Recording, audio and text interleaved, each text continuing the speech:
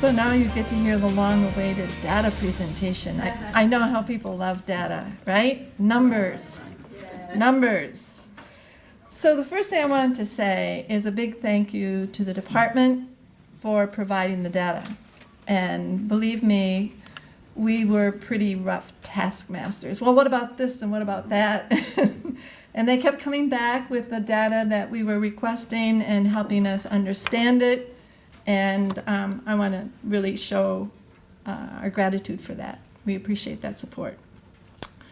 The next thing I want to say is that the child welfare system is a, how can I say this? It's a deep end system, that a lot happens to kids way before they ever get to the child welfare system. And they get to the child welfare system in many cases because all of our other systems have failed them. And if we want to make real progress on this issue, we need to address the inequities in our society, in our communities, in employment, in education, across the board, because this isn't just about the child welfare system. Okay, with that, I'm going to focus the data today on 3 key decision points. We took this model from a way that the juvenile justice system has looked at disproportionality. There are key decision points about whether a child or a youth will move deeper into a system or be pushed out of the system. So the first point that I'm going to talk about today is investigation, whether the case is accepted, and I'll talk a little bit about that, whether a child gets placed out of home, and what kind of exit they have from the system.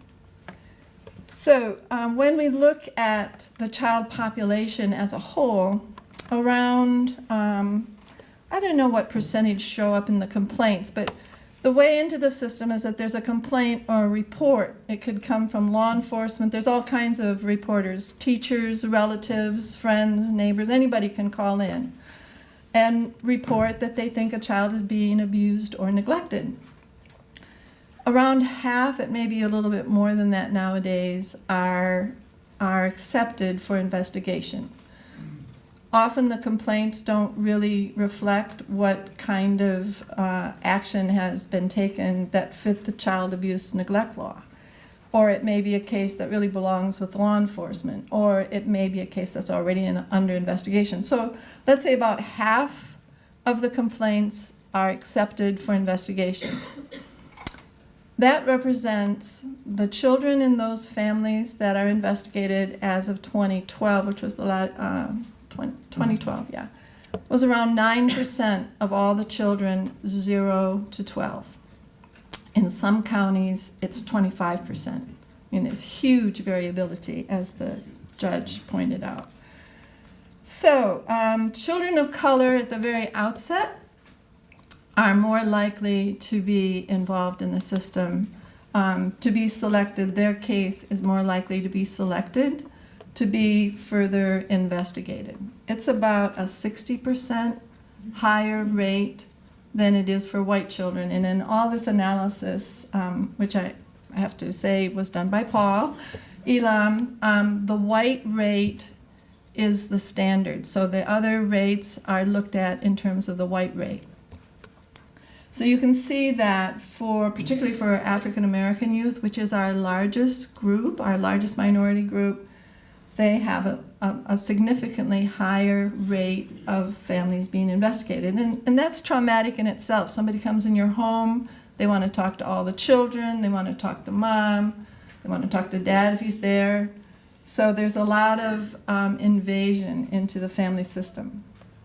So what causes abuse neglect? Well, the very first thing that a lot of advocates, a lot of the department will tell you is substance abuse. We don't have a category for mental health. And about half of mothers who are struggling to make ends meet and take care of their children, who are below the poverty level, are depressed. And I would say that many of them are in despair, particularly in this kind of economic environment. Even though we have an economy that supposedly is on the rebound, we've been tracking child poverty at the League, it's not going down. So the economic recovery may be good for some folks, but it ain't helping children and families. The next one is a weakening safety net. We now have asset limits for food stamps. We now have a cash assistance grant that has not been increased for inflation. It hasn't been increased, period, for a matter of decades.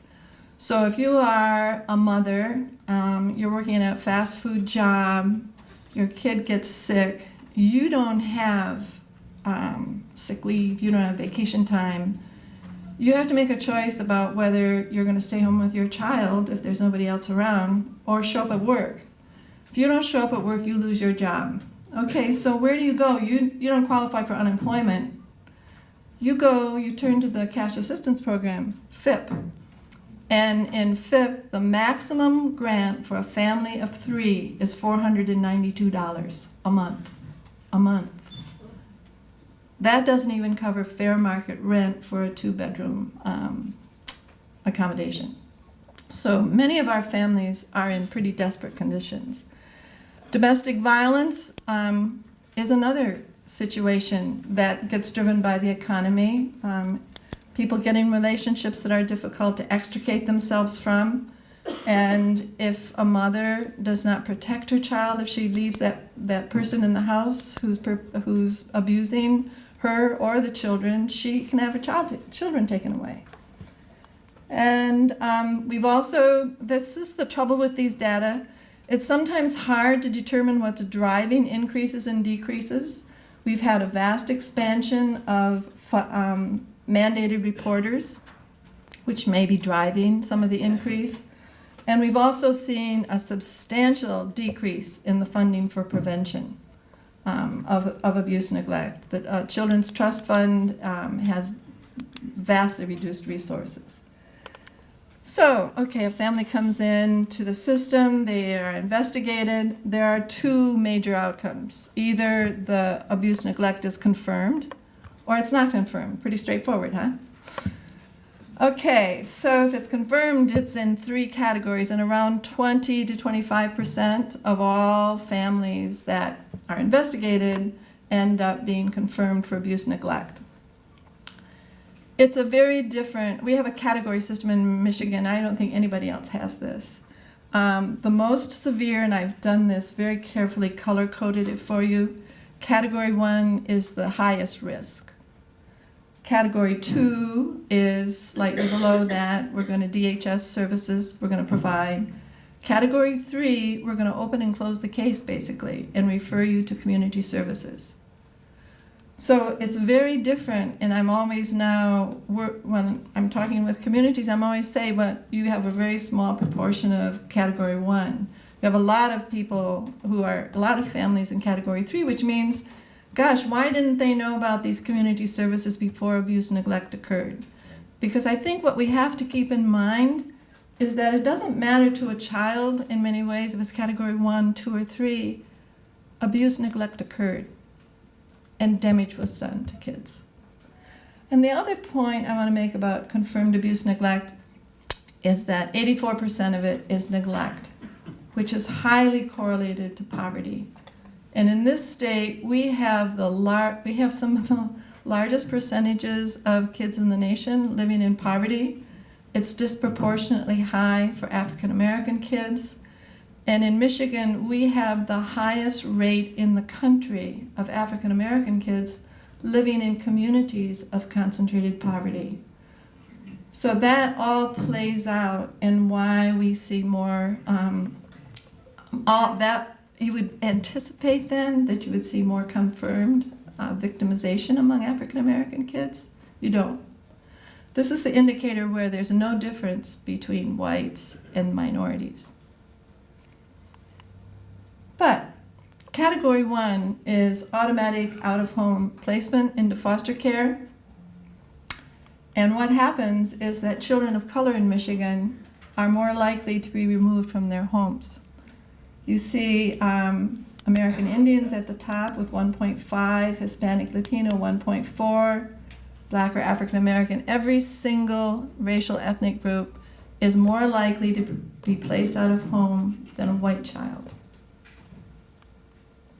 So what are the exit options if you get into foster care as a child? The very first and most desirable is reunification, and about half of our kids come out through reunification. That's the good news. Adoption is the second most common and most desirable, and guardianship. These are all permanent. These are all where somebody's going to be there for that youth or child, or relatives. What you don't want to have happen, age out. Almost 1,000 youth aged out of our child welfare system in 2013. And roughly half of them were African American. So aging out, as the Justice stated, carries all kinds of risk to youth. Just think about yourself or your own child or grandchild at the age of 18 with nobody they can turn to help fill out an application for a job, to take them to work, to help them buy a car, to figure out how to do financial aid, to get into college. Nothing. There's nobody there for them. And what we see here is the most disheartening of all, is that our African American kids, youth, are more than twice as likely to age out of foster care. And when you look at this compared to white, I just sort of did a little thing on the numbers here. You can see that adoption is much lower among African Americans, the reunification, but you have this pretty substantial larger percentage that age out. So there's a lot of issues that we need to grapple with to prevent kids from coming into this system, because the outcomes for African American kids and minority children sort of reflect the same thing that goes on in other systems, that it's once they get into the system, they don't always get out in the best possible way.